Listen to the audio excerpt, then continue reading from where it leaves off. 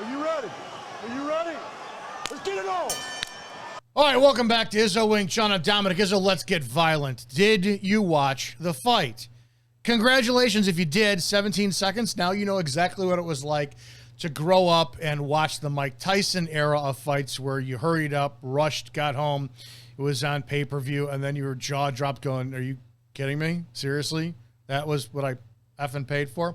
All right, we have to look at the fight because there's so much to look at that is an education purpose. Even in 17 seconds, I thought it was brilliant for a lot of people who are out there in the Wing Chun community to show what you do wrong with your game that, to be honest, your Sifu is probably not telling you because that's what they do to get paid for a living, and their job is to always keep you as a student. It's called guarding the rice bowl, whether or not you want to admit it. And if you don't know these things, then here, I'm glad to teach you. All right, so let's go take a look at the fight itself.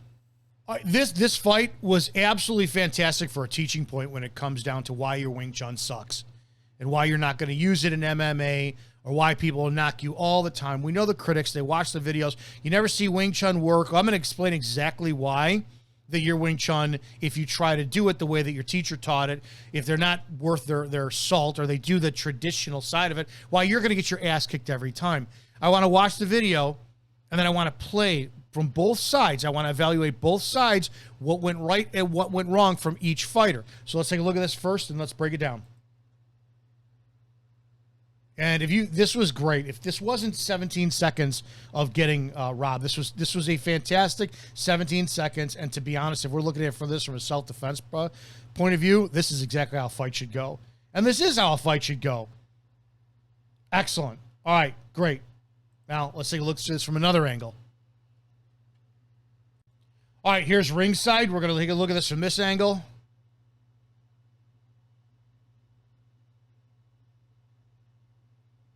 Excellent. Outstanding. Got the job done. If we're taking this at face value for this as a fight, yeah, this was an extremely effective fight and brilliant. All right, now let's break this down fighter by fighter. One of the things that I'm absolutely fascinated about with fighting is structure, anatomy, delivering of power, because what is a punch? What's a kick, right? And when we look at those two things, what's a strike? It's transferring of your body's mass and energy up from the earth, through your core, out through an elbow, knee, heel, fist, right? You want to deliver with all maximum power and bad intent your body mass behind a small surface area, hardened bone, right? And you're trying to do as much damage as possible. With Wing Chun, one of the things that we do is we have recovery. Now, I talk about this all the time. You have to look at your weapons as if they're a mounted 50 cal rifle. If you pick up a 50 cal, which I've never done, and I can only imagine the kick, and you fire it, you're going to get some kickback from it, right? Because of the transfer of energy from the round out of the firearm going down range. In order to fire another round on target precisely and accurately, you're not just going to pull the trigger again. You're going to have to get the front sight alignment up, all the things that firearm nomenclature goes through, get a good position, solid your base, fire it again. How to eliminate the lag time in how many rounds you could fire down range in a minute or a second or whatnot. You want a stable position. Well, hence a mount or a tripod. That is what I've always equated our strikes to in Wing Chun, meaning that if I throw a punch and it hits, well, I don't want to wait, a second before I throw the next punch. I want to deliver another 1.5 of a second or 1/10 of a second, right? And the only way to do that with power is to be properly rooted. So I want to look at Ronda first. Not saying she's not properly rooted, but she's a professional. If we're going to look at this from the traditional martial arts sense of it, I'm going to explain why Wing Chun doesn't do what a conventional boxer or striker would do.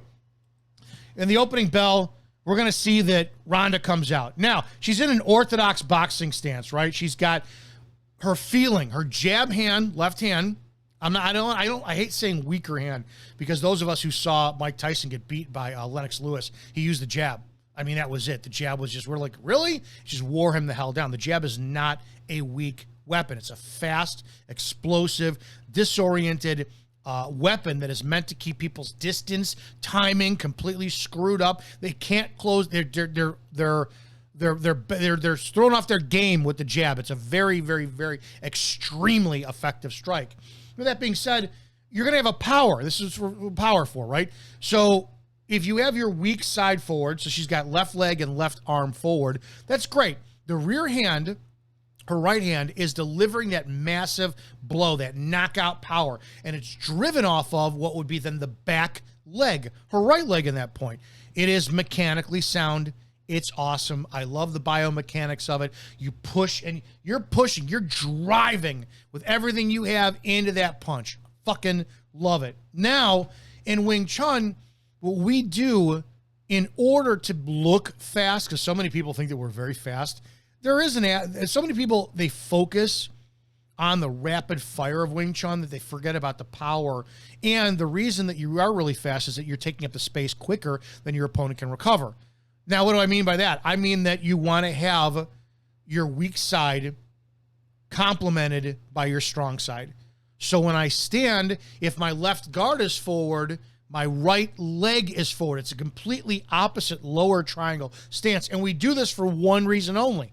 It's not to deliver more power to a jab. It's not to do anything. It's to cut off any movement, no matter how slight, to any angle that our opponent is facing, so they don't have an advantage on our disadvantage of offering them a bladed stance. That's the only reason. In other words, we are recovering faster, planting our tripod quicker in order to throw a strike down range, hopefully with more power and more accuracy with less time. But most people in Wing Chun, they sacrifice speed for the understanding of the mechanics of that. So she's got her conventional boxing stance, orthodox boxing stance, and she comes forward, does something brilliant.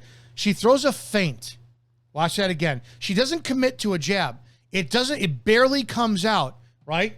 It just comes out just enough to get the job done, which is to get Carano to react, and she goes right into what looked like a blast double, right? She doesn't drop to her knees, but she lowers her level and goes right down for a takedown. Doesn't go for a leg because Gina offered it with a kick. So now she's got that leg she can scoop up, was given right for her, and she goes right in. Boom. Drives forward with her power to take her down. It's fucking fantastic. Here's the feint. Boom. Feint is a major look. Major look. That's it.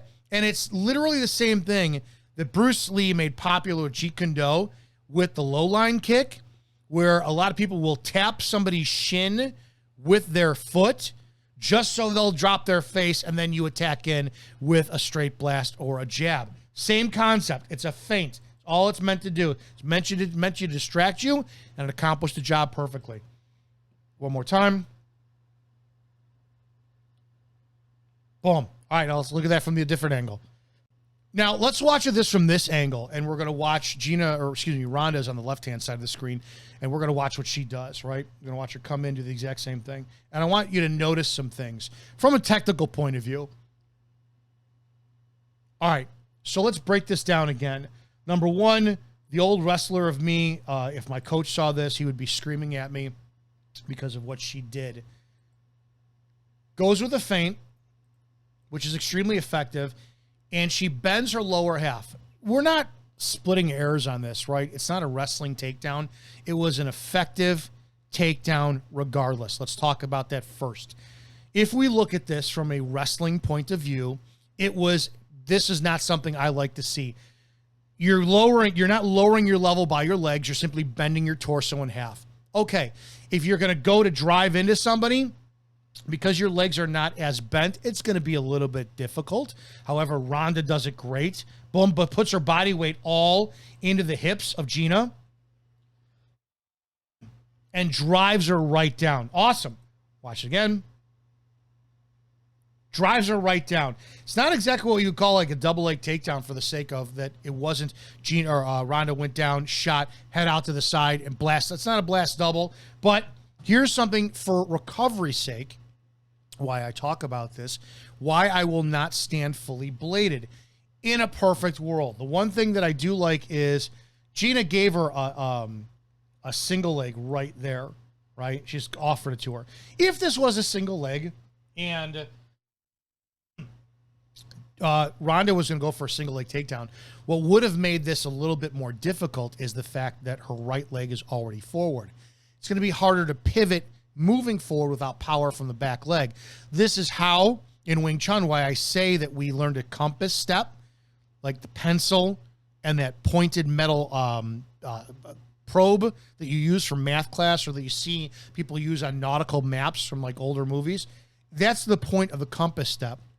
It's how you pivot on a planted leg to go to the side that you want. If Ronda was going to step to the outside and scoop up that leg and bring it in for an outside single, you want to be able to transition to it easily, more powerful, right? Or even to drive in, throw her up against the cage, take her down. So what I do, that's why I like, if you're stepping in with one leg and advancing side, you want your weaker side still accompanied up front. What I mean by that is, if my left hand's going forward, my right leg is going forward as well, too. Her right arm is there, and her right leg is already cut off. If her left leg was forward in between both of them, she could pivot out the side easier. But again, she's not going for that takedown. It's just a concept of, oh, this is why Wing Chun recovers faster with the opposite leg going forward for the lead hand. It's just what we talk about all the time. And as she drives forward, boom. Yeah, that's another case for why I'm not a fan of this in a street fight. Watch what happened to her when she went down. Boom! She landed right in her head. That's not something I'd want to do on concrete, man. So you're taking a risk if you're bringing this stuff outside of the cage. Great. So that was that. You saw feint into a takedown. She drove into her waist, folded her in half, took her down, finished the fight. Let's look at Gina's actions now. When we come down to Gina's perspective, it's probably it's just a fantastic representation about why we fail in Wing Chun so much. And I'm not knocking her. Listen, she's a professional fighter, kickboxer. She's fantastic at what she does. But from a structure point of view, so many of you should be able to look at this and go, this is why my game fucking sucks. This is why my Wing Chun, and oh my God, you're going to see a lot of relationship between some of the things, or a lot of the things that many of you were taught over the years, and why that fails when you try to apply your Wing Chun and martial arts. I want to look at first what the body mechanics, and I'm coming at this specifically from a structure point of view for you to think about how you can better apply your Wing Chun, because it's been so misrepresented for fucking years and it needs to change right now. In this, we saw what Ronda did. We saw what she did. It was a great fight ender, right? Threw a feint, takedown, got the armbar, period. If this is a street, feint, takedown, hopefully she doesn't hit her head in the concrete, break the arm, and then leave, right? So let's watch Gina's response for this.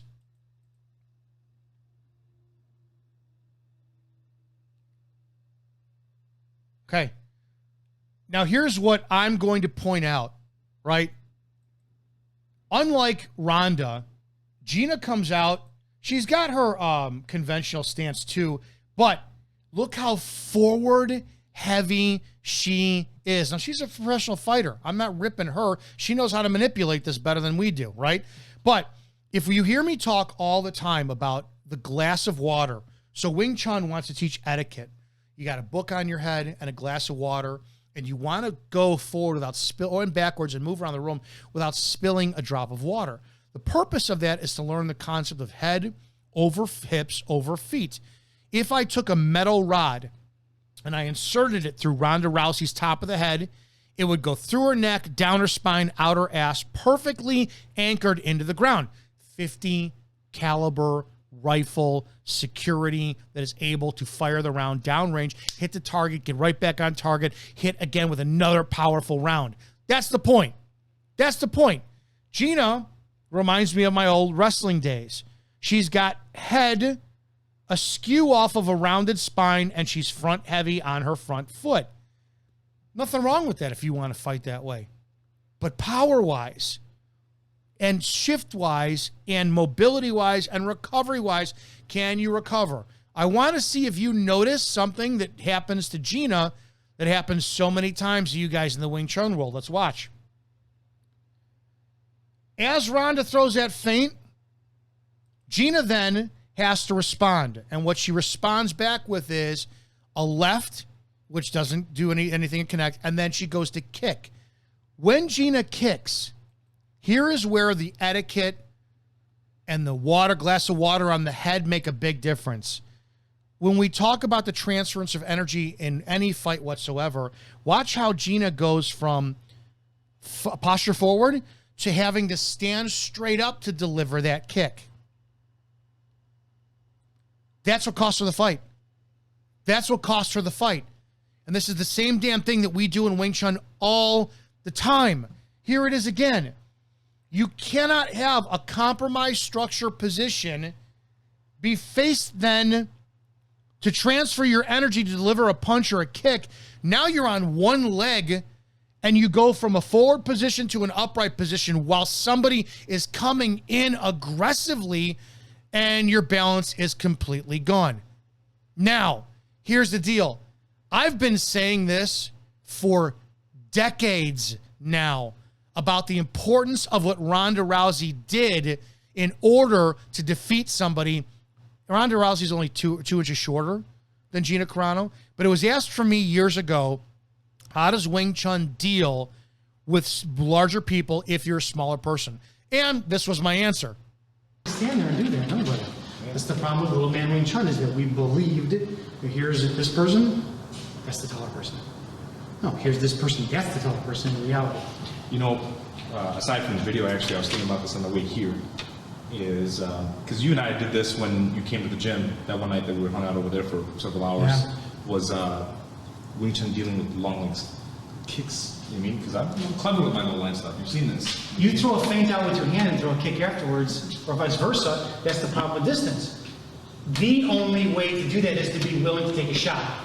That flying knee you have coming in, you're not going to be able to step off line and deal with it. You're not going to be able to stand there and absorb it. The only way, in my opinion, is to be able to kind of meet force on force. But then it takes a certain type of person to be able to do that. You can't be a pussy. You got to be like, all right, this is going to fucking hurt. Yeah. That's my ultimate Wing Chun closing the gap technique is, oh, it's going to fucking hurt. That's it. That's how you wind up getting it. So I said that years ago, right? For a smaller person to deal with a fighter that is bigger than you, you can't be standing out there in your display guard, Mansao, Wusao, Paksao, then do it. You have to be willing to advance, close the distance, take a hit, and go in, which is exactly what Ronda Rousey did, right? Ronda Rousey represents the aggressive side of what Wing Chun is supposed to be with the purpose of attacking forward, right? Let's get it on! You got your attacker. She's willing to take it. She goes right in, does the job. Gina is exactly what the Wing Chun community has been represented for decades and 300 years, just standing there, waiting for the attacker to come in, and then to go do a reactive movement. She reacted to a movement. She didn't attack first. Action is always quicker than reaction. We know this. So Gina got caught transferring her energy from the front leg to the back leg in order for her to kick and strike, and then gets taken down. Let's look at the other angle from it.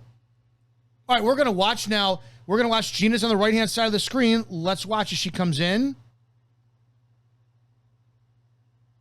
She's front heavy, hands are down. I'm not criticizing that, right? I'm not criticizing that. I'm criticizing body structure, body mechanics, right? Ronda's got a straighter spine. She's still bladed, but she's got a straighter spine, which is going to deliver more power, more energy, set up for more explosiveness. Gina is collapsed over. She's hunched over. Ronda goes to do the feint, and Gina tries reactive. You can see her left hand is already down. So her left hand has to come up to address that threat because she's reacting. Well, Ronda threw a jab out. Instinctively, she's going to come up to intercept it, throw something back, and then because her weight is on that front leg, which she goes to kick with, she has to transfer it on the back leg. This is what cost her the takedown, if not the fight. Boom. When she's up there, now she's going to go slip in for the guillotine. I don't want to be in that movement. I don't want to be in that movement, right? One more time. And it is what it is. Now, we need to take a look at where that gets us in Wing Chun trouble all the fucking time. Now, God, it was 2013, so 13 years ago, I met a guy who was an absolute master, Dr. Mike Koziel from Tai Chi, and Mike was about 6'3", maybe 180 pounds, and he was not possible to move, even with wrestling takedowns.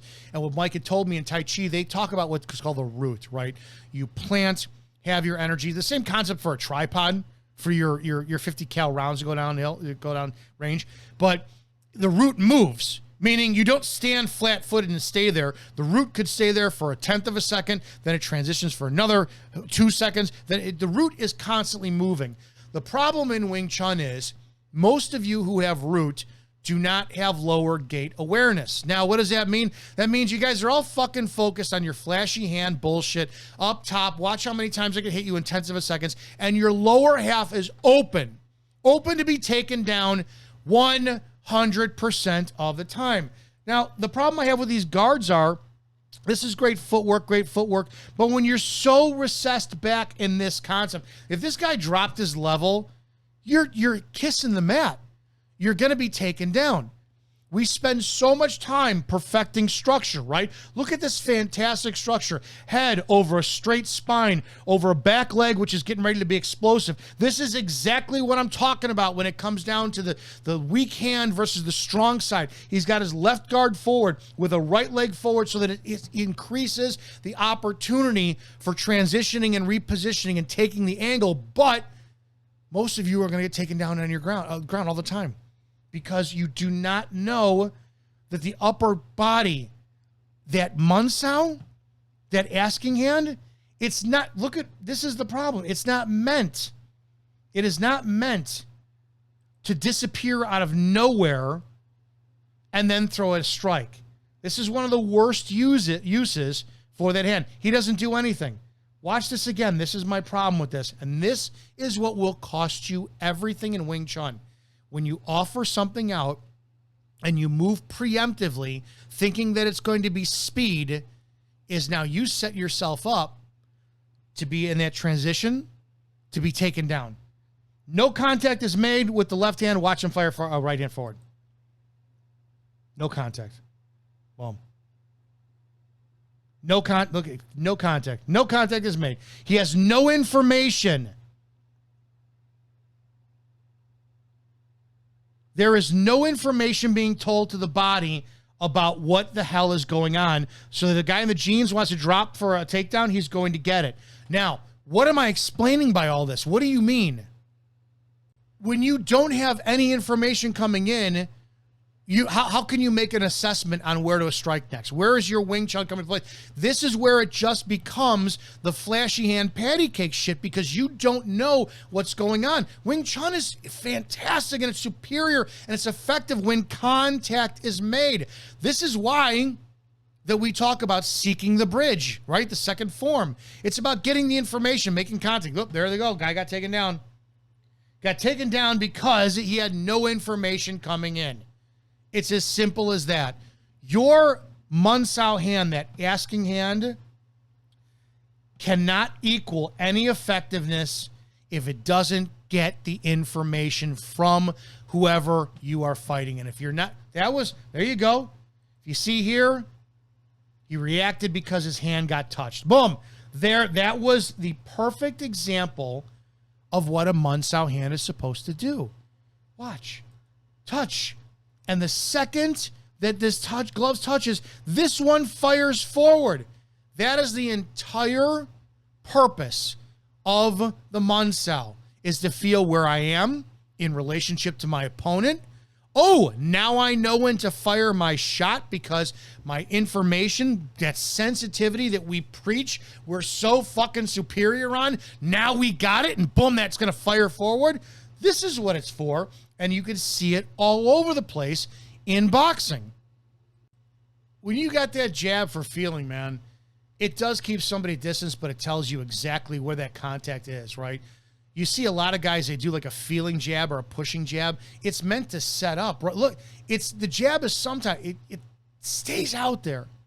It stays out there for the sake of, okay, I know where my guy is at now, and now I know where I have to wind up timing my strike. George Silver's true time versus false time is all about this, right? Time of the hand, time of the body, time of the foot, time of the foot, time of the hand, time of the body, false time versus real time. Well, when you have that hand planted and it makes contact, it is immediately, as the hand is coming back, you are stepping forward into this next strike. The jab is probably the most brilliant fucking tool in all of fighting. We have it in Wing Chun and we waste it by calling it a display stance. Now, I've demonstrated this before when we want our structure, right? And how you transition structure for a grappling game. You know, what we don't want to do is you're not going to wind up striking. If you're going to go grappling, for whatever the case is, and I think Wing Chun needs it more, you need more snake that's going to constrict after the strike, right? Strike, dig your fangs into something, and then you constrict the shit out of it. That's where Wing Chun lives in it.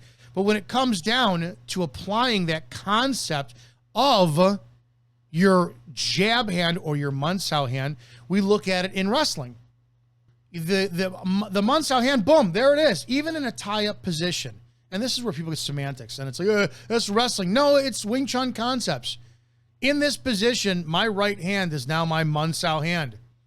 I'm feeling what my opponent is doing.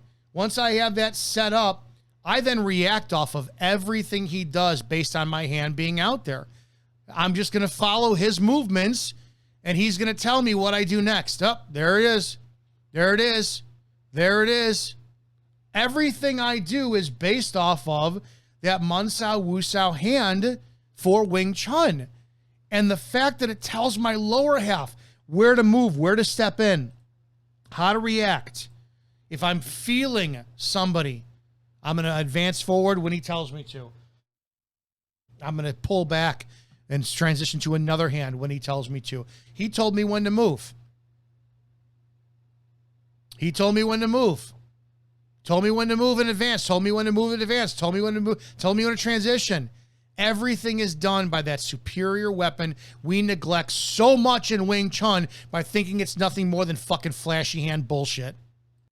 The Munsao hand, that asking hand, keeps us back to the basics of Wing Chun, which is the root, right? And it goes back to Silam Dao, the first stance you learn, and it always blows me away. It's absolutely visible everywhere online where you see these guys who are training their Wing Chun in a stance, but when they apply it, their energy's raised. When your energy's raised, you're asking to be taken down all the time. You have no intent in your hips that go back to form that tripod in the ground, but you spend how many times, hours, days, weeks, years training Silam Dao, the open stance, which teaches you how to form the tripod that is the strongest structure for your arsenal and your weapons, but you don't use it. This is why I keep saying, you guys in Wing Chun, you don't know what you're doing. You just don't. All that training, you can't apply bullshit for it. Here's an example. Wing Chun, asking hand, answering hand, total elevation of spinal alignment, no sink, no root, no nothing, right? Got to go with the display stance. Now, the display stance, if he's got his left, right hand forward, that's the one that collects the information. That's the jab. That's the feel. You're not going to answer anything until that gets the question. Man, this is what I want to know. This is the information. This is how I respond. But what does he do? Switches it up. No information whatsoever with a 1.5 2 foot gap. And he decides to wind up throwing a kick and goes at the same time for a lunge. Wooden dummy crap. Wooden dummy crap. But I'm going to point out where you guys left out the most important fucking part of the wooden dummy for all your teaching. It's good. It's the same stuff we see all the time. And then in this, I don't know, in Wing Chun, I've never learned this, at least, where when you're attacking somebody, you elevate your stance, come up on your toes, and completely come out of your structure. Guys, this is why Wing Chun sucks. Because you have no fucking clue how to keep yourselves rooted when you either apply an offense, a defense, which is your offense, movement, anything. You're so focused on your hands, you are leaving all the real estate from your sternum down for anybody to just come and squat on, and they fucking own you every single time. Now, one of the most important things in Wing Chun, wooden dummy, which so many people misconstrue and they think it's about hand speed and whatnot. This is Ip Chun, one of Ip Man's sons, one of the greatest Wing Chun people we had out there. I want to point to you how the wooden dummy, which so many of you are playing patty cake on it, and you think it's for X, Y, and Z. It told you, boom, it told you the secrets of everything. We're going to see it again. What you need to do when it comes down to understanding full Wing Chun. And you keep hearing it. The more you do the dummy, the more it's going to teach you secrets to you. Well, let me show you the number one secret that nobody talks about. And it's a theory that can be applied anywhere and everywhere, but so many people are so focused on going flashy hand, speed movements, toughening up their arms, that they didn't even fucking see that. Didn't see it. This is one of the best concepts of Wing Chun. Surface area contact. This is why grappling is so effective. Grappling doesn't fight with their hands, they fight with their whole body. Wing Chun, the more surface area we have and contact we have on somebody, the better advantage we have. 3 points. In this part of the dummy, you've got 3 points on it. You've got, most people do Tan Sao or Po Pai Chun, and you'll have the lower knee make contact with the knee.